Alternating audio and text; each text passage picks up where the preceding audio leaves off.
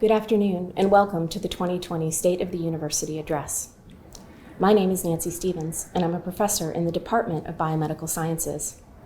As Ohio University's 2020 Distinguished Professor, I am deeply honored to welcome you today, and I extend sincere thanks to the Selection Committee and to President Nellis for that profound recognition. My field of research explores how organisms respond to environmental change through time. Working across disciplines, I document extinction dynamics, as well as instances when organisms leverage novel opportunities to diversify and thrive. One example is the burst of species new to science that teams of Ohio faculty and students have discovered in the East African Rift. There, our findings have helped to elucidate how the Earth's plates are moving apart from one another, and to document how a cascade of seemingly catastrophic events opened ecological niches for a diverse array of new species. Of course, defining critical attributes for success is often easier in the rearview mirror. Yet a couple of truths seem to hold steady. First, the only constant on our planet is change. Indeed, the place where I am now standing once alternated between being covered by ocean waters and coal swamps. Later, this region was impacted by meltwater from tall glaciers further north. A river even ran through here. It's perhaps because of that complex environmental history that this is such a biodiverse and vibrant place to live today. And nowhere is Ohio's biodiversity more carefully documented than in the priceless gift from the Crane Hollow Nature Preserve, generously donated to the Ohio Museum Complex earlier this year. This gift will provide research and educational opportunities to the Ohio community for decades to come. A second observation is that very few ecological strategies remain stable forever, and diversity in the system is strength. Put simply, shifting environmental landscapes offer stark challenges alongside opportunities for innovation. Turbulence is at once a disruptive and creative force. And the present moment is certainly a turbulent one. As we stand at the doorstep of a new academic year, we have suffered great losses. We face a pandemic virus. We grapple with systemic racism, pervasive inequities, and health disparities. We navigate political polarization and economic uncertainty, all set against the backdrop of a global mass extinction event. But at every turn, Ohio faculty, staff, and students continue to make cutting-edge contributions that transform lives across the planet. I am constantly inspired by my students as they insightfully pursue projects at local and global scales, from sustainable livelihoods and food security to infectious disease transmission, environmental monitoring, and endangered species conservation. Today, we are embarking upon a new phase in our university's history. For over 2 centuries, Ohio faculty have entered classrooms full of students. But this year, we are propelled to develop new models of education and research that are inspired, creative, and capable of engaging at a distance. Nonetheless, this academic year, we will continue to enable students to tackle new challenges with courage, determination, and grit. We faculty and staff will collaborate with kindness and remove those obstacles that impede our success. We will encourage creativity across the disciplines, charting inventive new paths in the years ahead. Students fortunate to attend Ohio University acquire knowledge and tools that they will employ across a landscape of ever-changing opportunities, providing solutions to positively shape their communities around the world. At its most connected, the Ohio University ecosystem can meet the challenges of a changing planet, connecting students with new frontiers of discovery and helping them to achieve their promise. As faculty and staff, we will engage, mentor, and most importantly, learn alongside our students as we navigate the coming year. Please join me in welcoming Ohio University's 21st president, Dr. M. Duane Nellis. Thank you, Dr. Stevens, for your remarks and that kind introduction, and welcome to all of our faculty, staff, and alumni, as well as our friends watching today. This is an unusual State of the University address for an unusual time. Last year, we discussed the shifts in higher education and our need to innovate and to become more nimble in order to secure and accelerate our university's position as a higher education leader. None of us could have anticipated then that the 2019-2020 academic year ahead would in fact completely redefine what it means to be nimble in the face of a rapidly changing world. We could not have predicted that we would face the most serious public health crisis in a century, that its power would leave a wake affecting communities, families, people's livelihoods, and every sector of industry. It also became a seismic shift for higher education. In a few short weeks, our faculty made a very heavy lift with the help of staff to completely shift the modality for how we would deliver courses. That shift would extend longer than anticipated, and for the first time in 50 years, we would be unable to gather for commencement. And certainly, we could not have imagined that I would be delivering this State of the University address virtually, with a mask in hand and a protective barrier center stage to ensure my health and the health of our Provost, Elizabeth Sayers, who joins me here today. Everything has changed. The way we teach, work, and learn, the way we go about simple daily tasks, the way we interact with our community, our friends, and even our families. We worry about our friends and loved ones far and near, and some days the stress of it all can be overwhelming. I know I've had those days. But in the midst of the most unthinkable and unpredictable crisis of our lives, it's important to pause, to look up, to recognize our incredible resilience and ingenuity. This has been hard, but we kept it going. More than that, we've aspired to be even better in the midst of massive change and uncertainty. We deployed 250 third-year medical students to assist public health agencies with contact tracing. We graduated nurses and doctors early to go into their chosen fields to assist in the battle against this first wave of the pandemic. We consulted with small business across the region as they navigated this pandemic. Our music students put together virtual performances. Our film students created pandemic documentaries from home. Our education students designed ways to help parents with virtual learning. Our researchers in biochemistry, engineering, and medicine joined the ranks of researchers across the nation working on treatments for COVID-19. This virus is a moment in time. It may seem never-ending, but it is temporary. This university and your work with it and for it, our impact on those in this region and the students we serve is truly lasting. As we begin this unique fall semester, I challenge you to hold on to that reality and what we have learned about ourselves, our university, about what it means to be a community. In addition to our response to the pandemic, our students, faculty, and staff have continued to do great work that deserves to be recognized. Dr. Sarah Wyatt, for example, was recently named a fellow of 2 national organizations, the American Society of Plant Biologists and as a Sigma Xi Fellow. Dr. Daniel Phillips is leading a $3.7 million project funded by the National Science Foundation to develop software that can create more accurate models of scientific phenomena. Associate Lecturer of Journalism Narissa Young was recently honored with a Sigma Delta Chi Award in Research about Journalism category presented by the Society of Professional Journalists. Our students are continuing to receive national acclaim.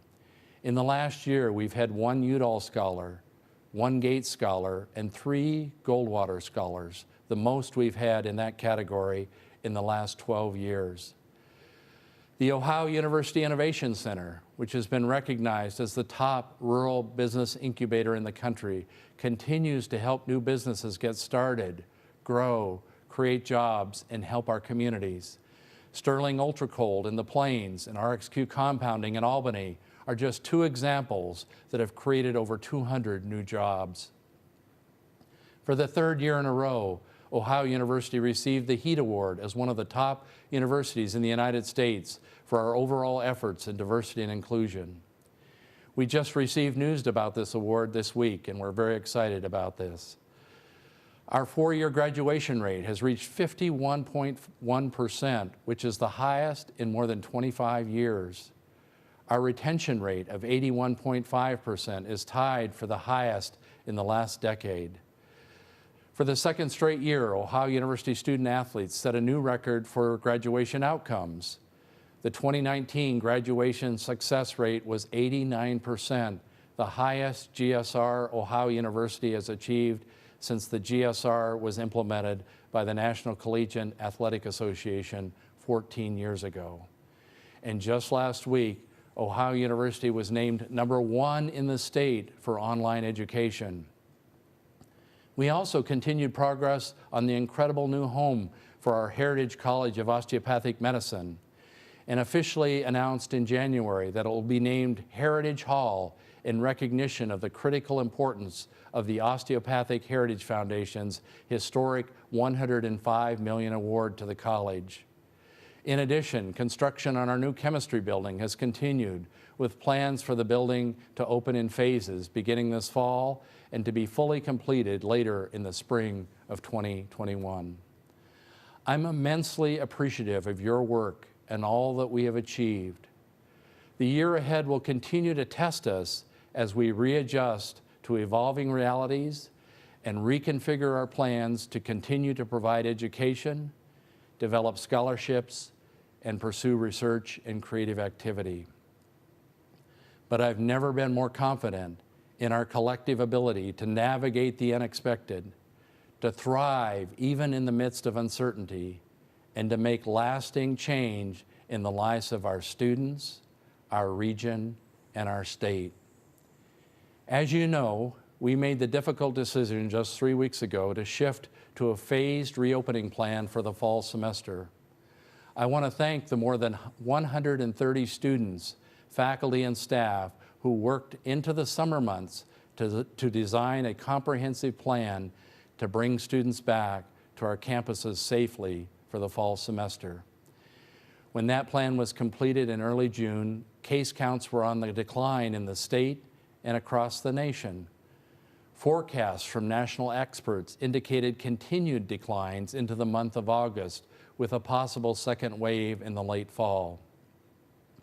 Unfortunately, in late June and into July, we saw a surge of cases across the country and here in Athens County, as well as in the communities where our regional campuses are located. And testing supplies were reduced once again, necessitating a change in plans. While we will begin all our classes on all our campuses August 24th, the majority of students will begin classes online at least through September 27th. I want to thank the countless faculty and staff members who've made these changes possible under enormous pressures. It has taken everyone working together to make this happen. Leaders and staff in residence hall life to coordinate a new housing plan, teams in the registrar's office to rework course schedules, staff and facilities and maintenance who've worked hard to install sanitation stations and signage and more. Teams in human resources who've helped us navigate a safe return to work for essential workers. Coaches and administrators in athletics who've worked hard to keep our student athletes safe and healthy. Staff in financial aid and the bursar's office who've been working with students to adjust costs and aid. Teams in student affairs who are helping students feel connected. Student services and advising staff on every campus who are taking calls all day, every day from students and families. Teams in enrollment management and academic affairs who've worked together to design unique engagement opportunities and optional pathways for first-year students. Members of our testing, tracing, and quarantine protocol group who've worked hard to finalize protocols for case management. And of course, all of our faculty and academic leaders who've worked with the Provost to identify students with face-to-face academic needs for each phase.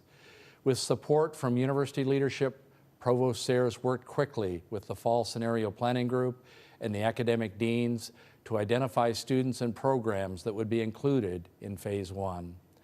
I want to recognize that Provost Sayers stepped into her new role on March 6th, just days before we would make the unexpected decision to move the remainder of the spring semester online. She's worked tirelessly every day since to lead our academic core through some of the most difficult changes we've faced in decades. It is difficult to put into words how deeply grateful I am for her leadership and her partnership during this time. Provost Sayers, can you share a little bit more about the phases planned for the fall semester? Thank you, President Nellis. As you said, all students and faculty will begin classes on August 24th, with most students beginning their courses online. We are bringing approximately 2,000 students back to the Athens campus for Phase 1. This includes some undergraduate students in programs that require face-to-face experiences throughout the semester for their accreditation, such as aviation and nursing, and undergraduate students in multiple programs and colleges who need semester-long access to specific equipment or facilities for their creative projects, honors theses, or research, as well as medical students and graduate students with teaching and research responsibilities. We've made the commitment to students and families to provide information about Athens Campus Phase 2 no later than September 8th.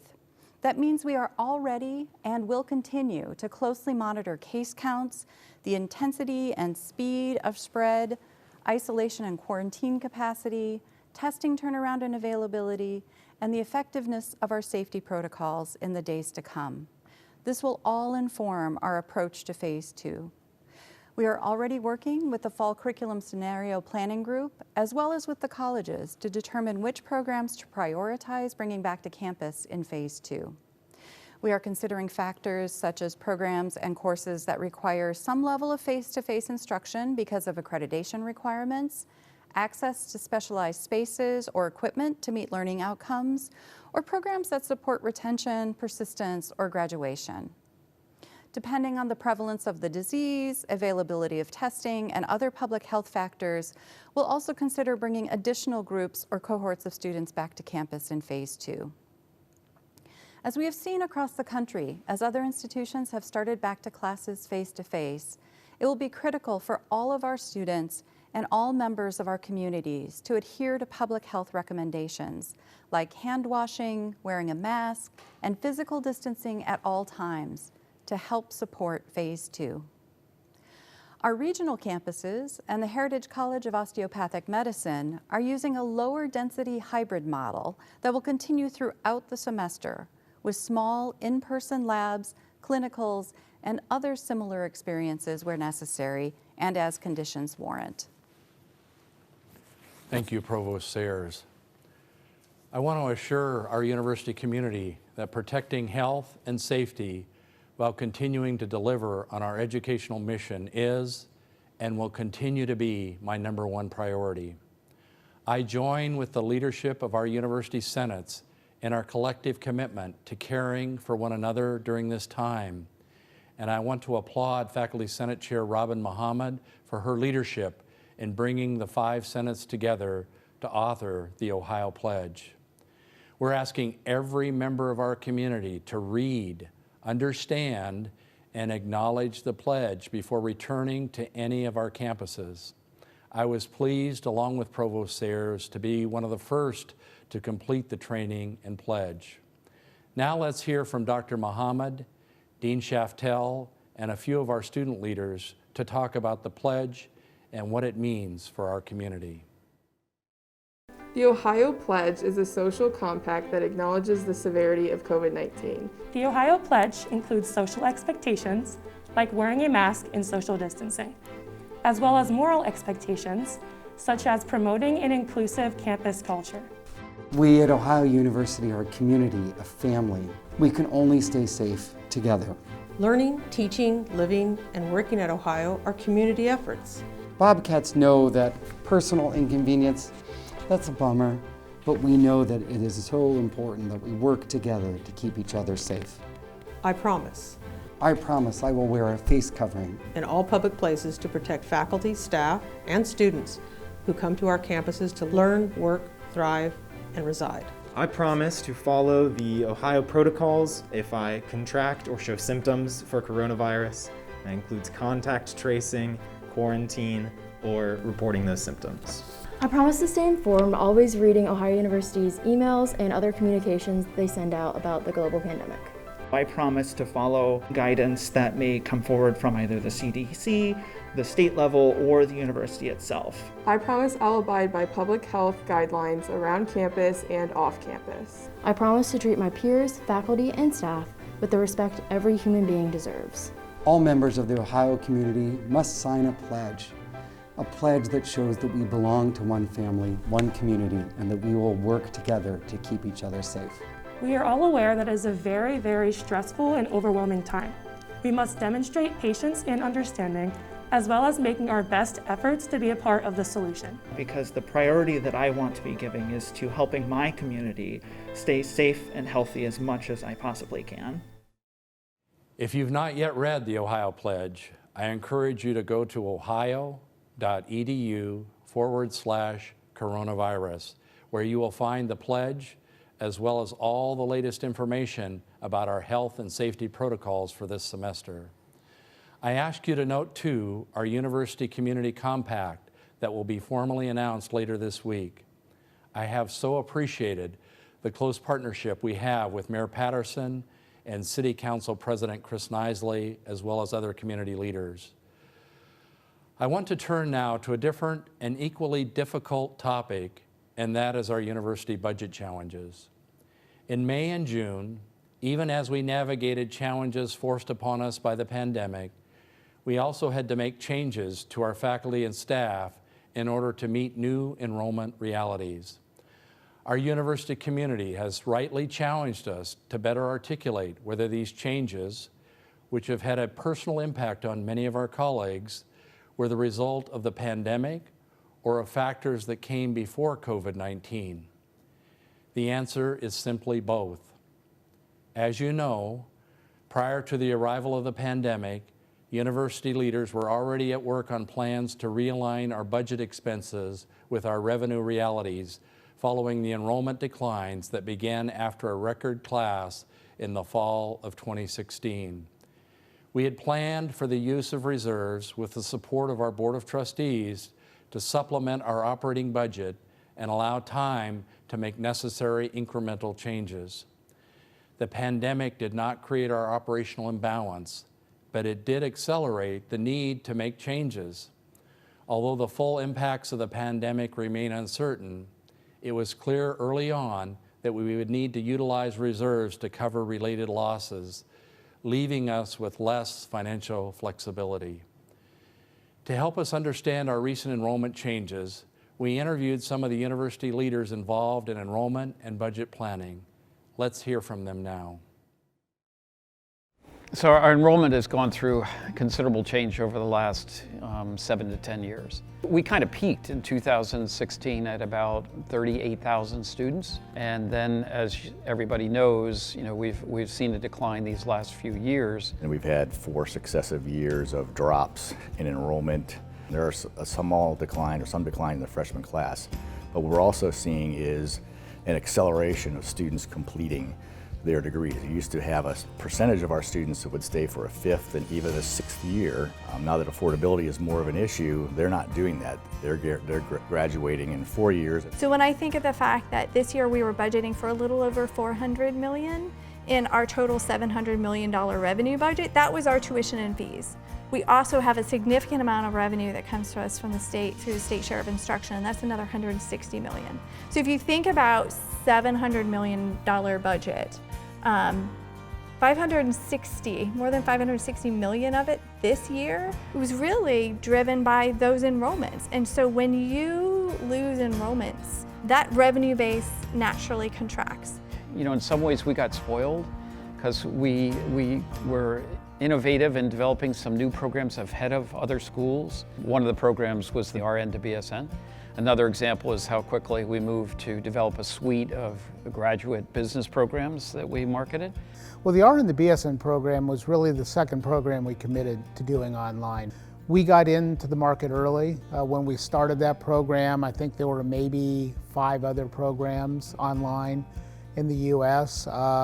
We figured out how to be competitive with our price point, and then we worked hard to make sure there was a level of quality to the courses. So the program grew to over 5,000 students at its peak, and and is still somewhere well above 3,500 students, but it's clearly a different marketplace today. What we probably didn't recognize fast enough was how the market was changing. And there was 3 trends that impacted all of higher education. The first trend, which is absolutely critical for a university like Ohio, was the move away from full-time residential students. And then the second factor, of course, which we're all aware, is demographics. So 80% of our students come from the state of Ohio. And in the state of Ohio, we have seen a change in the demographics in the number of students who graduate from high school. And so this has been going on for probably about 6 years now, and it is forecasted to go on for another 10 years until past 2030. And then the third factor, which has really impacted us since 2016, is the level of competition in the state of Ohio. If you look at 2016, Ohio University had about 11% share of all the high school graduates who graduated from the schools in Ohio came to Ohio University, enrolled in Ohio. And today, this fall, 2020, we are projecting that we're going to be down to about a 9% market share of all those students. So we've seen the demographics go down, but also we've lost share. So both those factors have really impacted us.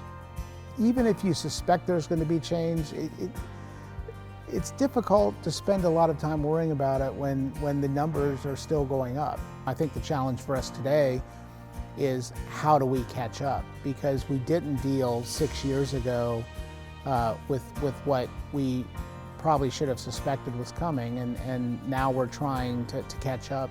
The financial changes we have to make are, well, they're not short term, right? I mean, the enrollment changes that we are experiencing are not going to change for the next 10 years. So this is going to have a long-term impact on the finances of the university. We have to think about how we can operate more efficiently. This is a very difficult time for all of us, but if we have to make these changes. The pressure to change and evolve, and the pressure to be nimble is going to be that much greater. And I think Ohio University in 5 years can be a much stronger institution, but it's going to have to look somewhat differently if it wants to be a much stronger institution. We've always talked about we want to be excellent, and I think that should be our focus. How do we be excellent, and then how do we make sure we're positioned size-wise and resource-wise to be excellent in whatever ways we can. These are difficult realities, and they've led to difficult decisions over the last several months, including a reduction of almost 8% of our overall employee base.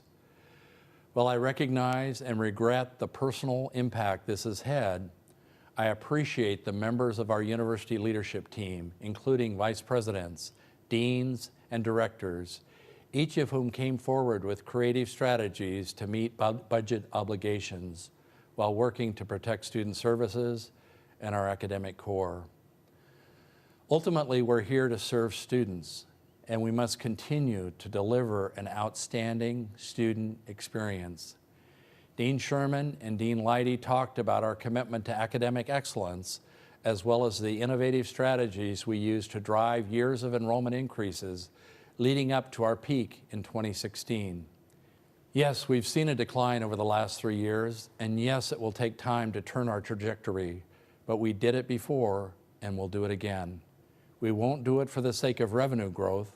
We'll do it because I believe, and I know you believe, in the transformational change that we can deliver to students and their families through an Ohio education. The first step in achieving that is getting them to enroll at one of our campuses. This past year, despite all of the challenges, there are many, many people who've been hard at work and made tremendous progress in our efforts to change our enrollment trajectory. Let's hear about some of that work. I think the last time the university saw growth of really significant proportions, it was somewhat unplanned, somewhat unexpected. It certainly was something that we were proud of and grateful to have, but it happened quickly. And this time around, I think you're going to find that there will be growth It will be planned, it will be thoughtful, it will be steady, but it will be at a smaller pace, a smaller scale than what we experienced the last time around. And I think we're going to be able to prepare for that growth. And we're looking for students who can meet the academic requirements that we have and also who are going to be ready to engage in the academic offerings that we're putting forth really all across the country. We've got to be focusing on communicating to students and parents what this university experience can do for them, how it can help them to be successful citizens. So we have nationally ranked academic programs. We have significant academic strength in many different disciplines. And one of the things that we're spending a lot of effort on right now is taking the message of Ohio University into a much broader geography. We have staff on the ground in several different states, many countries around the world.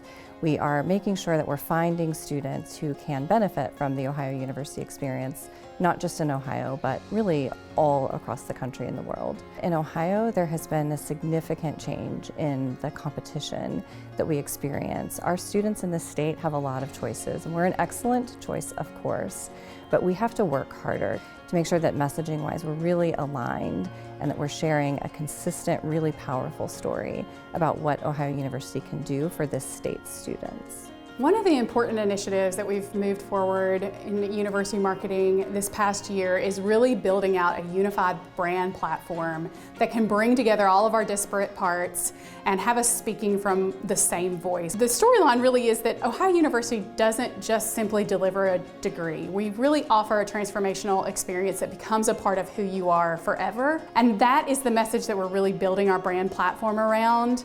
How we approach those students has to be totally different. Today, as we all know, 80% of marketing is focused on digital and social media. It's not based on publications. So we recognize that, and the university reorganized UCM. The changes that we made with realignment were big changes, and they were hard changes to make. They're the kind of change that many universities talk about, but not a lot of universities actually do. And what realignment has allowed us to do is to really build a team that can do all the things that we need university marketing communications to do in today's very competitive landscape. We have a strong social media team. We went from one person dedicated to social media to 4 full FTE dedicated to social media. We've built out our university web team to manage our website and make sure that it is forward thinking. We've built a whole media team that is strategically thinking about our paid presence in the marketplace and how that aligns with our competitors and making sure that we have the right digital media strategies in place. So another thing that we're doing is we're taking a close look at the university scholarship programs. It's been a little while since we've really rebuilt that program from the ground up, and it's time.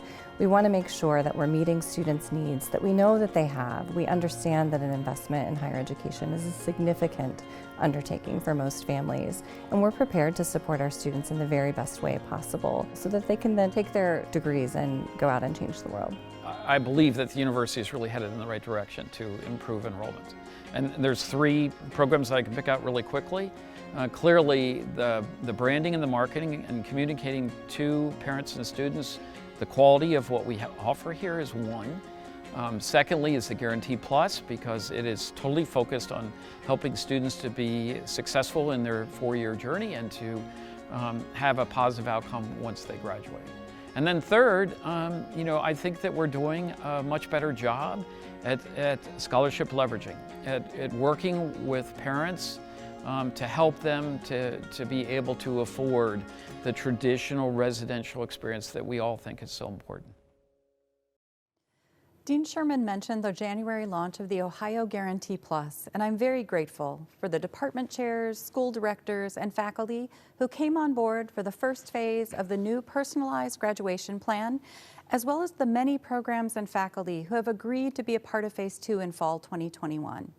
The Guarantee Plus program combines our tuition guarantee, which was the first of its kind in the state, with a personalized graduation plan that ensures that students graduate on time and on plan, as well as lifelong benefits for alumni. This is a research-based approach to student support that both articulates and elevates the strong work that so many of our academic programs are doing. Plus, it's also demonstrated to improve student outcomes and close equity gaps. In addition to the many faculty, chairs, and directors who have been working on this project, I want to thank the many people in OIT, the registrar, financial aid, the Strategy and Innovation Office, and advisors and assistant deans from all the colleges who have been leading the implementation of Phase 1 of the Guarantee Plus graduation plan as it rolls out this fall. Our commitment to students who opt into the Guarantee Plus graduation plan is that we will work with them to establish a plan to reach their graduation goals, that we will ensure course availability and advising, and that if the student meets their obligation and stays on track, we will meet our obligations as we work together toward an on-time, on-plan graduation, or we will make it right. The Ohio Guarantee Plus is a great example of the kind of innovation that Ohio University has been known for, and that Dean Leidy and Dean Sherman indicated we must look toward in the coming months and years. When I look back over the past year, even in the midst of significant disruption, I'm struck by the tremendous progress we've made. It was less than a year ago when I delivered our last State of the University address and introduced our 11 strategic initiatives. Those initiatives included catalyzing our strategic enrollment strategy, including refocusing our scholarship strategy. And as interim Vice Provost Candace Boninger shared, that effort is underway. We also expanded the Ohio Signature Awards to increase and broaden merit aid offers. We revised Ohio's community college partnership model, expanding from 21 to 38 community college partners in 7 states. We created the new Ohio Honors and Scholars Selection Weekends and developed new academic department visit opportunities for students on daily visits. And our Ohio Honors Program has record numbers of students. Another one of our strategic initiatives was elevating our marketing and branding, and we've made incredible progress in the development of a unified brand platform and in the realignment of our communications and marketing staff. Even before that work was complete, we launched a TV campaign featuring student stories that were recognized with a 2020 Communicator Awards Award of Excellence, as well as a Bronze Telly Award.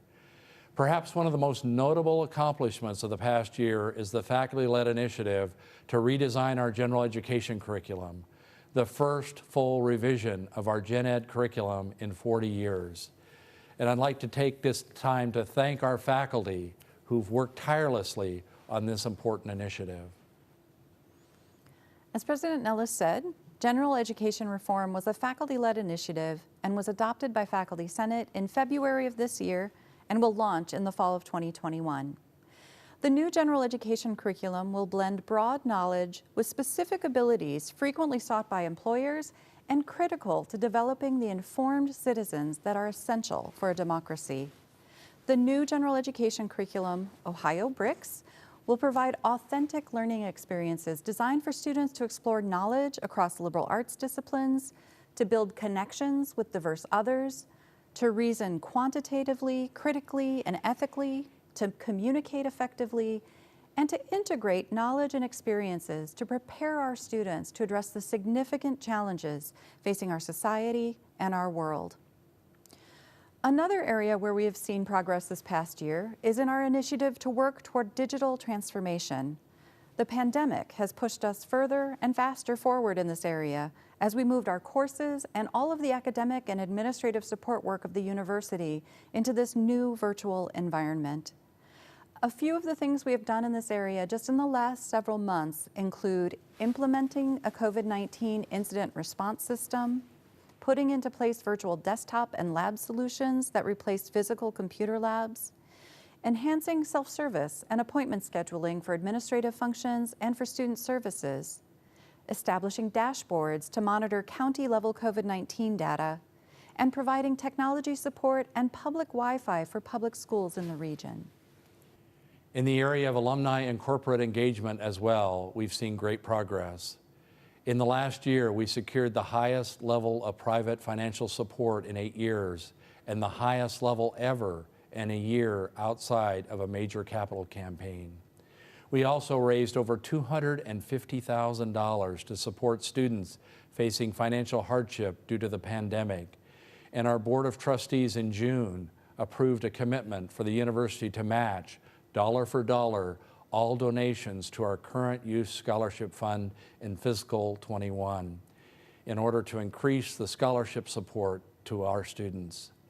During the last year, we also realigned our University Advancement Division in order to enhance our ability to connect with our alumni and supporters, and we created the university's new Corporate Engagement Office. Another one of the strategic initiatives, and one that was underway even before last fall, is One Ohio. Some of you may think of One Ohio as an initiative that is really focused on our regional campuses, but One Ohio is about all of us. It's about the impact we can and should have when we are truly integrated as one university, committed to working together to serve our students and our region. Over the past year, we've worked to realign administrative functions across campuses, including positions supporting facilities, IT, and communications. Beginning less than a week ago, faculty on our regional campuses have been integrated into the appropriate departments and colleges on the Athens campus in order to create curricular alignment and to expand curricular offerings across all of our campuses. Now we'll hear from some of our colleagues about how One Ohio will help us continue to meet our mission for our students and our communities. The One Ohio initiative is a university-wide effort to fully assess and understand the greatest assets and the best traditions of Ohio University across the entire enterprise, and to really celebrate what differentiates Ohio University, what creates the most enriched opportunities and experiences for our students, and what brings the best value and the greatest impact to the communities that we serve. For more than 50 years, Ohio has had an opportunity through its regional campuses to expand our footprint and really help the citizens of Ohio on a much broader scale than we ever could have just from Athens alone. The regional campuses are our doorway to the rest of Ohio, and it's a way for students to also come through that same door and become Bobcats. Through One Ohio, we will work in true partnership with our campus communities and as one university united across this ecosystem. Just that consistent student experience, campus by campus, that whether they are online or on campus, they should have a similar administrative experience.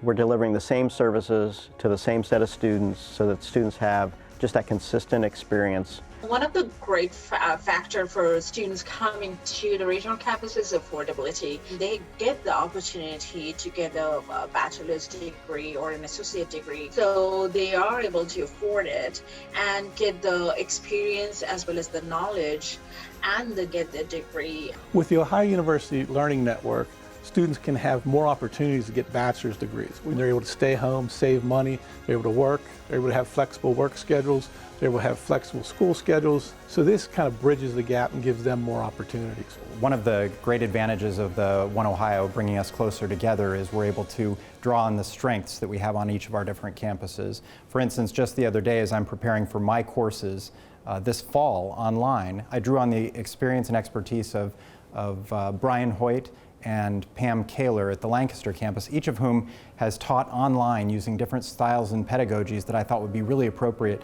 to the inquiry-oriented class that I teach. I have students from all of our regional campuses, along with about 28 students from our Athens campus, for a total of 40 students.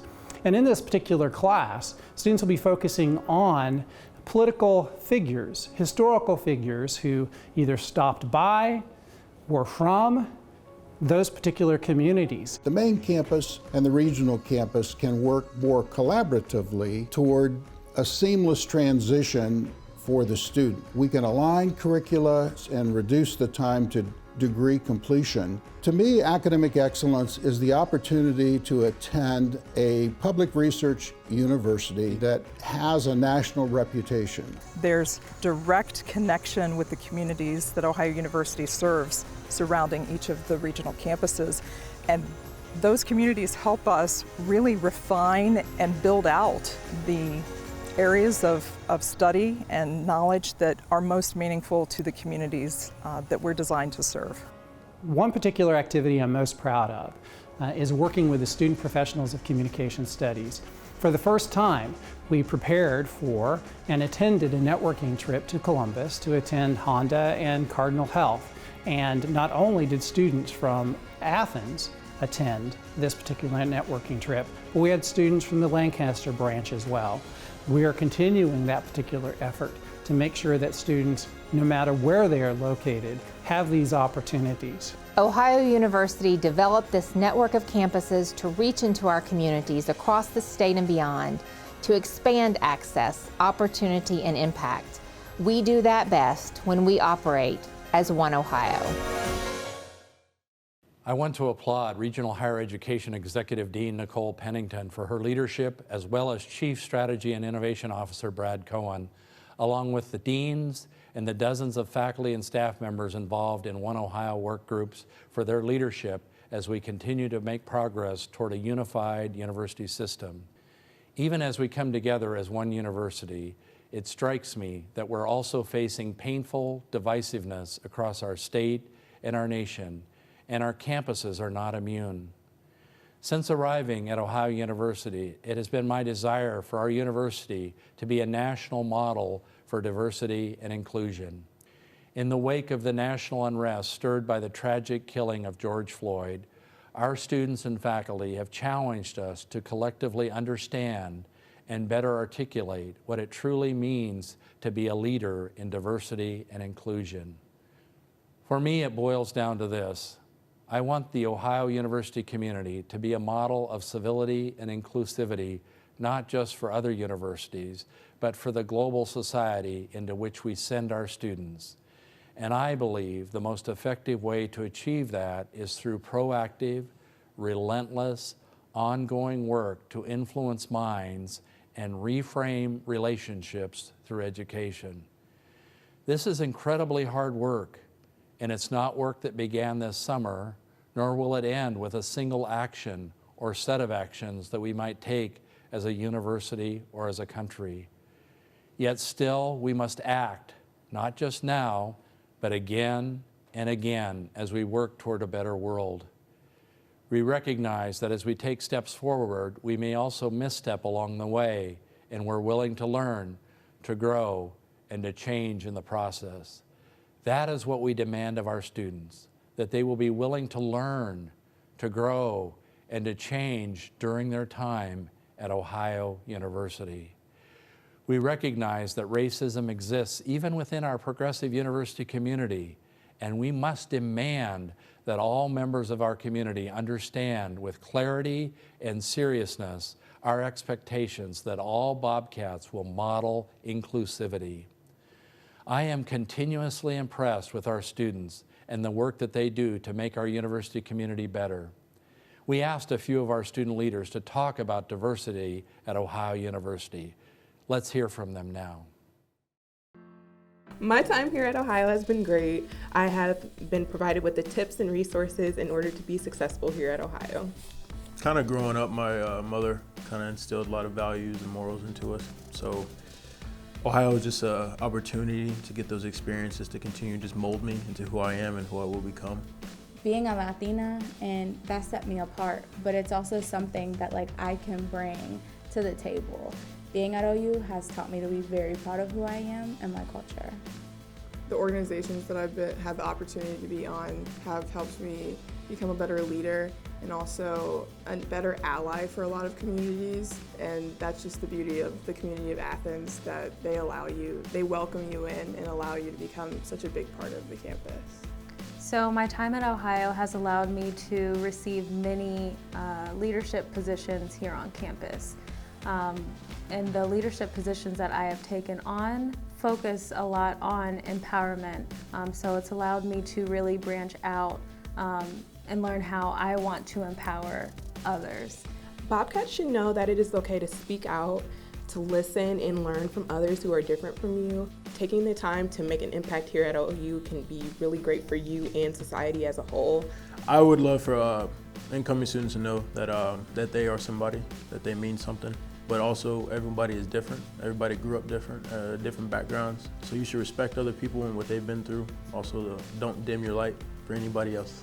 Being at OU, you're going to learn so many different things about so many different people, and there's going to be different cultures that you're not used to, but just be open-minded and be receiving and receptive. Get involved as early as possible, because the sooner that you get involved and the more you get involved with, the more people you'll meet, and through that you'll learn more about diversity and inclusion because you'll be a part of it. I think it's important for incoming students to really look at the history of Ohio University, figure out what worked, what didn't work, what they do want to see on campus, change that they would like to implement, because there are tools here for you to be able to make a change.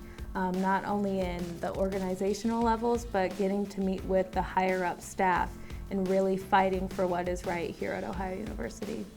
As a D&I staff member, I've been able to encounter different individuals from different backgrounds. By welcoming everyone, no matter who you are, what you look like, what major you're in, we all can find a similarity to build upon for a better foundation.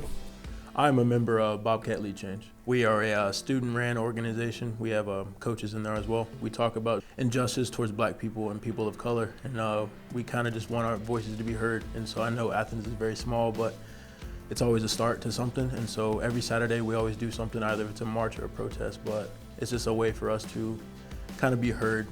The Links program, that allowed me to meet so many people. As soon as I came into OU, I was able to be provided with different events that I attended, and I was able to experience what it was like to be a Bobcat, and especially a Black Bobcat here at OU. Being in the Multicultural Center, being a part of BSCPB, and also seeing how the other amazing organizations who are centered in the Multicultural Center, how they run, meeting the students who are involved in that, has been a great life-changing experience. I am a Bobcat and I am resilient. I'm a Bobcat and I see you. I'm a Bobcat and I believe in taking every opportunity presented to you. I'm a Bobcat and I love this community. I am a Bobcat and I love the education that I've received here at Ohio University. As Olivia said in her comments, Ohio University has programs in place to support students who want to make change, but we also must work hard as an institution to motivate progress. In the coming year, we'll increase our investment in outreach and recruitment of students representing populations that are currently underrepresented at Ohio. We will form a Truth and Reconciliation Committee to review building names and campus history. We will conduct a diversity, equity, and inclusion audit of university policies and procedures. We will review our student code of conduct with diverse students at the table to inform the review, and will finalize a new diversity and inclusion strategic plan. We are in a critical time when higher education needs to acknowledge and understand its legacy of exclusion and to adopt actions that lead it toward a more anti-racist future. So whether it's the materials we use in class, the authors that we cite in our scholarship, the recommendation letters that we write for our students or our colleagues, or the diversity of human subjects in our research, centering inclusive pedagogies and research and scholarly practices is critical for all of our faculty and for the success of our students, especially as minoritized students are being disproportionately affected by the pandemic.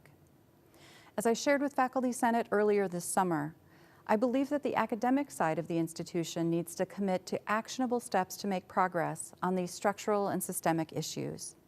Last year, we set our student success goals based on closing equity gaps for Pell-eligible, first-generation, and African-American students. We need to continue to make progress on that goal and so much more, from recruiting and retaining a diverse student body as well as faculty and staff, to diversifying our curricula and our research. But I also believe it is critically important to co-create these goals and actions with faculty, since so many of these areas are under faculty purview. And it is especially important to include the voices of minoritized faculty without expecting them to do all the work. So as we begin the academic year, I'll be reaching out to many of you across our campuses to discuss this and to hear your ideas, as well as setting up opportunities for small group discussions. I invite you to join me in this conversation and to help us move beyond rhetoric to meaningful action. I said earlier that our goal should be to change minds and reframe relationships through education. One key to that is dialogue. I'm excited that our Division of Diversity and Inclusion will hold a series of virtual events this fall to encourage difficult dialogue about race, equity, and justice. In addition to this series, in partnership with student leaders, we will work to uplift a new theme for diversity at Ohio University that we're simply calling Visible. This theme is about seeing and acknowledging differences. It's about shining light on the good work happening in our university community, but also revealing areas where change is still needed. It's about providing a platform for voices typically overlooked and providing space for all of us to be challenged and to grow. Today, we outlined our perspectives on the state of the university and our ability to respond with flexibility and creativity during the challenges of today, as well as the need to continue to innovate as we look toward the future. Hopefully today's discussion resonates with you. I want you to know that I've heard your concerns over the past several months about open, honest, transparent communication. I'm committed to open dialogue as we move forward. My goal is not just to communicate to you, but to communicate with you. We all play important roles at Ohio University, and I value your knowledge, insight, and input. In our new reality, we've been forced to try new modes of communication. Some have worked very well, and some have presented challenges. But at the university, we learn through the decisions we make during this time of uncertainty and volatility, and we work hard to improve because of them. As we continue in our virtual environment, I will be trying different methods in order to increase opportunities for open dialogue. These are uncertain times. I've had many sleepless nights, and I know that you have too. But these are also times that we look back on and recognize our incredible grit, our ability to persevere through change and challenges. We will see our collective strength and in the enduring power and impact of the work we do, even through incredible hardship. Our students will remember the faculty member who designed an online class project that stuck with them forever. Our alumni will think fondly on the gift they made to the university that funded a scholarship and changed a student's life.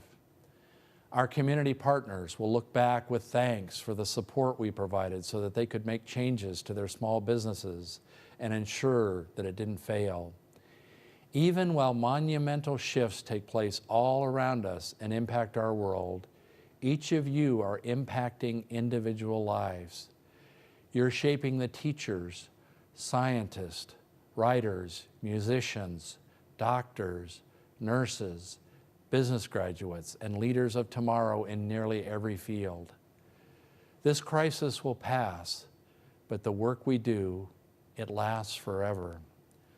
I'm pledging to work with you in the next year, and I hope you will continue to work with me to make this year one to remember at Ohio University for our students, for our faculty and staff, and for our collective future.